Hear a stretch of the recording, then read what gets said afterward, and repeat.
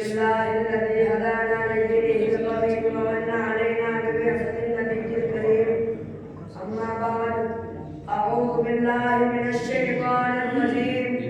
بسم الله الرحمن الرحيم. وقضى ربك ألا تعبدوا إلا إياه وبالوالدين إحسانا إما يبلغن عندك الكبر أحدهما أو كلاهما فلا تقل لهما أف ولا تنهرهما وقل لهما قولا كريما واخفض لهما جناح الذل من الرحمة وقل رب ارحمهما كما ربياني صغيرا.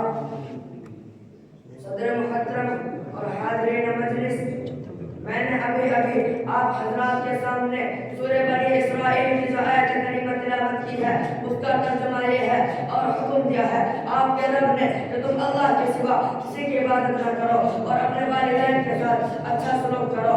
اگر تمہارے والدین میں سے کوئی یا دونوں بڑھاپے کی عمر کو پہنچ جائے تو تم ان کو بھی نہ کہنا اور نہ ان کو جھڑکنا اور ان سے نرم بات کہنا اور ان کے سامنے عاجزی کا بات جھکا دو اور کہو اے میرے پروردگار ان پر رحم فرما جیسے کہ انہوں نے مجھے چھوٹے سے پالا ہے.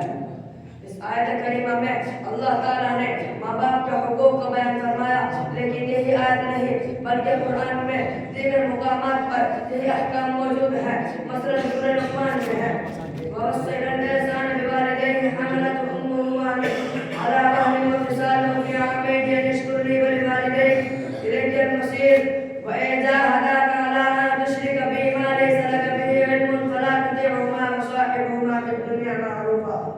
ہم نے تاکید کر دی انسانوں کو اس کے ماں باپ کے واسطے تو اس کی ماں نے اسے اپنے پیٹ میں رکھا تھا. تھک کر دودھ چھڑانا 2 برس میں ہے کہ تم میرا اور اپنے والدین کا حق مانو، تمہیں لوٹ کر میری ہی طرف آنا ہے.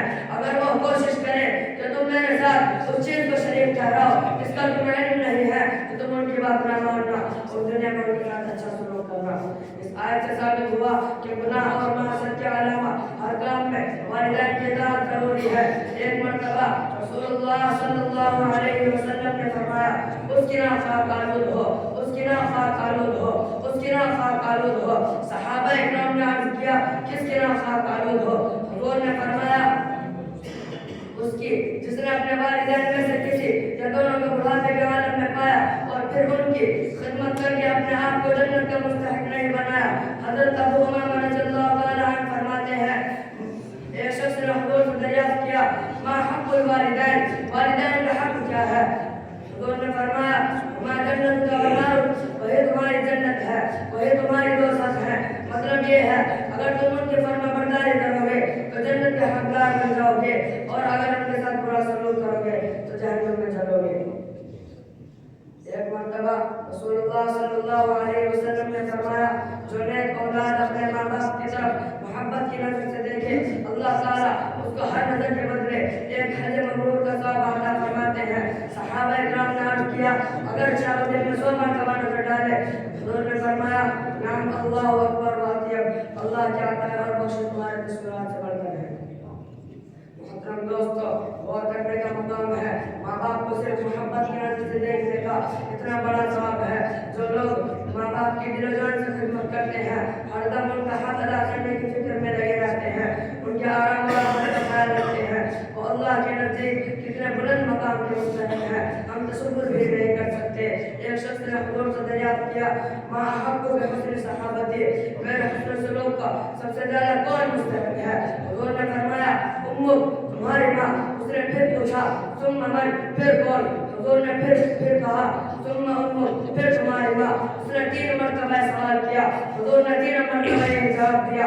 جب اس نے 4تھی مرتبہ پوچھا ثم من، پھر کون؟ حضور نے فرمایا ثم ابوک، پھر تمہارا باپ. نیک اولاد کا فرض ہے کہ اپنے والدین کی خبرگیری کرے، ان میں سے ہر ایک کو خوش رکھنے کی کوشش کرے. حضور صلی اللہ علیہ وسلم فرماتے ہیں رضا رب فی رضا الوالد و سخط الرب فی سخط الوالد. باپ کی رضا میں اللہ کی رضا ہے، باپ کی ناراضگی میں اللہ کی ناراضگی ہے. دوسری روایت میں ہے باپ جنت کے دروازوں میں سے سب سے بیچ کا دروازہ ہے، خواہ تم اسے چاہے محفوظ رکھو یا ظاہر کرو.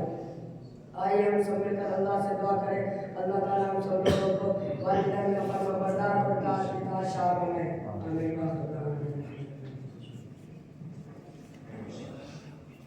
ماشاءاللہ اللہ تبارک و تعالی مزید ترقی حاصل نوازے.